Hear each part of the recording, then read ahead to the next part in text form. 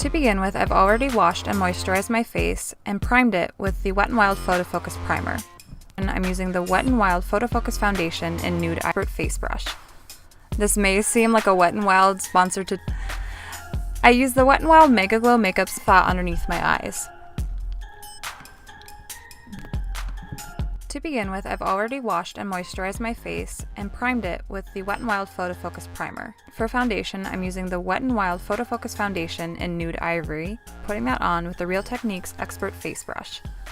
This may seem like a Wet n Wild sponsored tutorial, but I promise I am not sponsored yet. I use the Wet n Wild MegaGlo makeup stick in Nude for Thought underneath my eyes.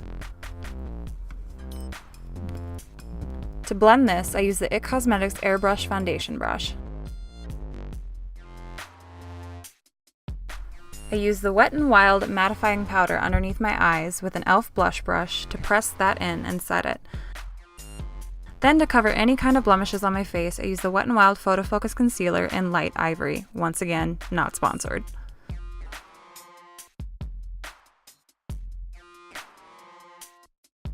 For my whole face, I use the NYX Mineral Set It and Don't Fret It setting powder, pressing that in with a powder puff. I find this gives a much smoother application to the face and keeps me more oil-free.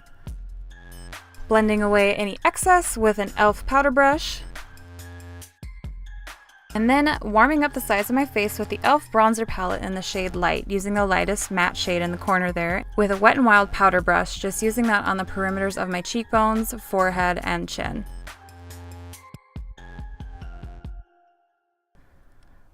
For contour, I use the Tarte Pro Glow To Go palette in the shade Chisel and put this on the high points of my cheekbones and in my temples with a Luxie foundation brush. Using that same color, I use the Royal and Langnickel angled brush to contour my nose.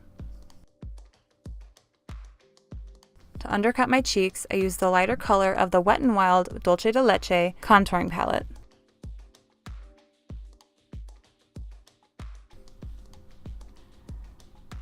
I kind of somewhat bake my nose with my finger with that powder. The powder is so creamy that it just really sticks to my nose. The blush I use is from Makeup Revolution in the shade Fusion. This stuff is hella pigmented, so just be careful you don't get any splotches on your skin. Blend thoroughly. For eyebrows, I use the Wet n Wild Ash Brown Brow Kit. This is for you, Julie. You wanted to know how I do my brows. So using an angled brush, I start with the underpart of the front part of my brows with the lightest color. With any excess product, I brush that up so it sort of fades away. Then with a darker color, I outline the arch of the latter half of my brow and then brush through that to evenly distribute product before going in with the NYX Control Freak Brow Gel.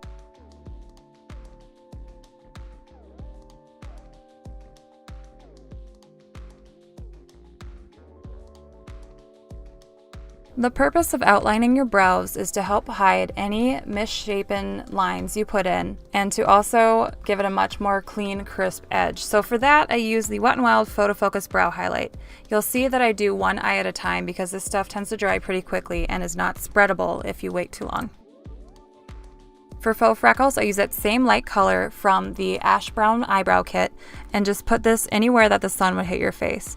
It's gonna look a little fake at this point, but once I tap them into my skin, they will look a little bit more realistic. I have a couple moles on my face that I can't even really tell the difference between them and my faux freckles. Using the Gimme More highlighter palette from ColourPop, I use Bigger and Better on a fan brush on the high points of my cheek and on the arch of my forehead. Then going in with a lighter shade Bottomless, I use a more dense brush and put that on the tip of my nose as well as the bridge. Not forgetting the Cupid's bow. To set this all, I use my favorite Wet n Wild Photofocus setting spray. Once again, not sponsored. Moving on to eyes, the biggest part of this look. To prime, I use the e.l.f. Mineral Shadow Primer. Slap that on and then pat it out with my finger.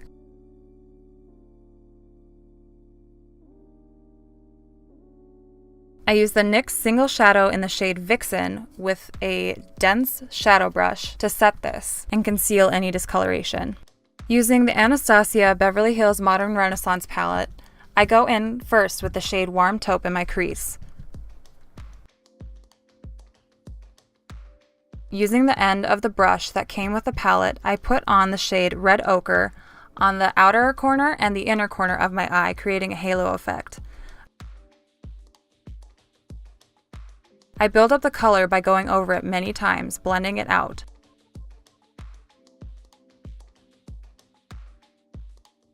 To deepen that up, I go in with Cypress Umber with an even more dense brush in the corners.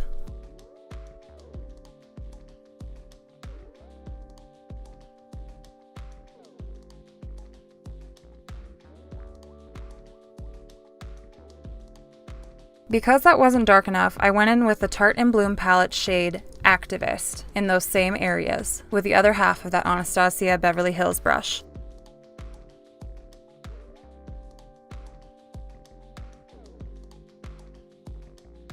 I go back and forth with these shades until I'm satisfied with the end result.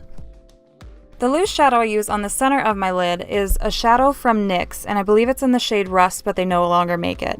After I put the e.l.f. glitter primer on one of my eyes and it gets tacky, I spread it on with a flat shader brush, tapping off the excess. If you're worried about fallout, I would recommend you do your eyes first before you do foundation. I've not really experienced any flecks on my face.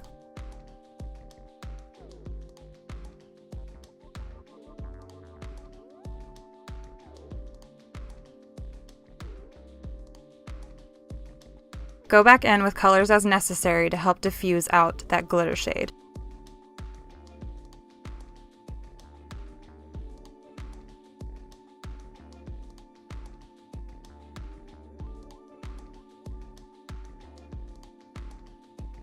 To help that blend even more, I go back in with the Modern Renaissance shade in Raw Sienna, just in the crease of the eye.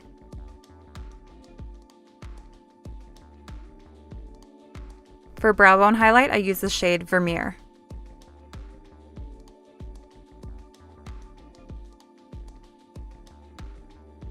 An inner corner highlight, I use the shade Funny Girl from the Tartelette in Bloom palette.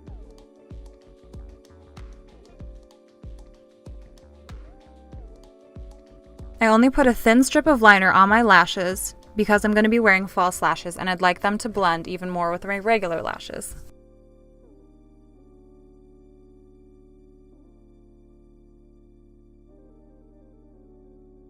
To begin the under eye, I use the shade Real Gar.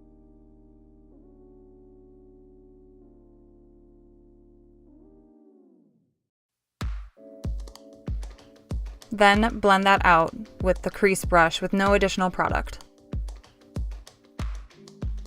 Next, line your waterline with a nicely pigmented black liner.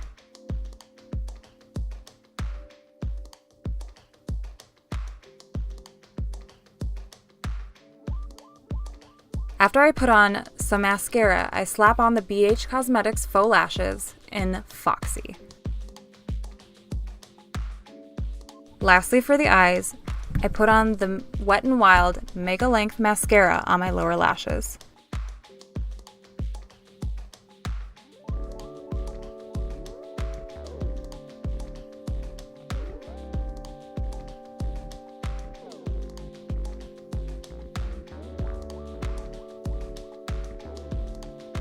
The lips are fairly easy in this part, and I don't know what possessed me to do vampiric lips, but I always really liked the look. I think it's in Korea, where they have the darker, more red color on the inside of the mouth and then a juicy looking glossy lip.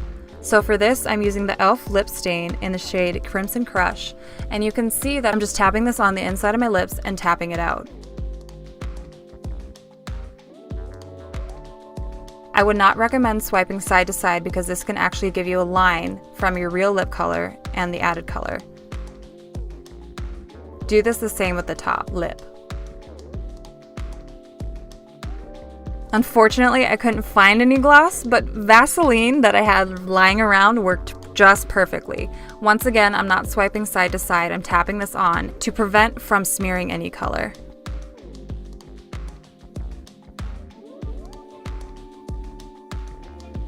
After that, this look is complete.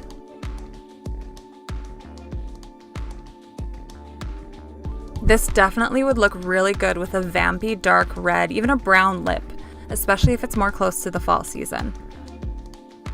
I think this would also go really well with any kind of nude lip. It's really up to you. I've received so many compliments on this look, and if you guys recreate it, please let me know how it goes. I'll be anxiously awaiting fall while the summer heat ticks down.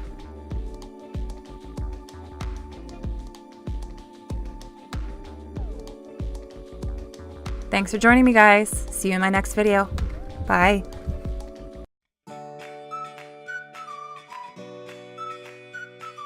Nyx Airbrush Foundation Brush. Baby. Rainbow, rainbow, baby, kiss me.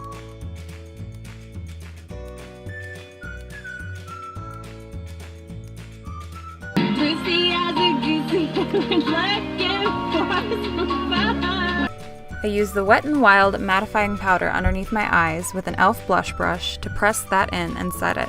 Then to cover any kind of blemishes on my face, I use the Wet n Wild Photofocus Concealer in Light Ivory. Once again, not sponsored.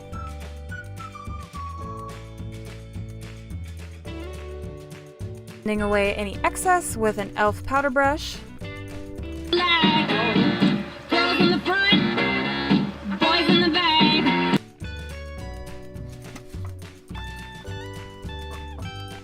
Perimeters of my cheekbones, forehead, and chin.